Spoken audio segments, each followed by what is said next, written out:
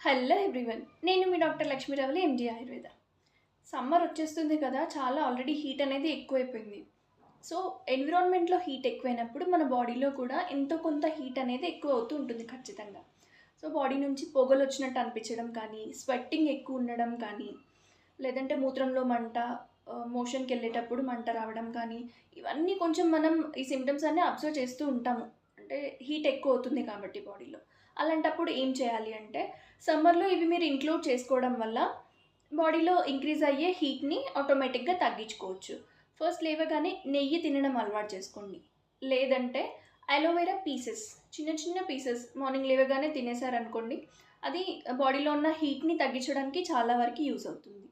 ఇంకా దూర్వ కానీ అంటే గరిక కానీ లేదంటే వట్టివేర్లు గానీ రాత్రి నానబెట్టుకొని మార్నింగ్ ఆ వాటర్ తాగడానికి ట్రై చేయండి. ఏదో ఒకటి అంటే మీకు ఏది అవైలబుల్‌గా ఉంటే అది తీసుకొని నానబెట్టుకొని ఆ వాటర్ తాగడానికి ట్రై చేస్తే కూడా అది కూడా పిత్తాన్ని చాలా వరకి తగ్గిస్తుంది.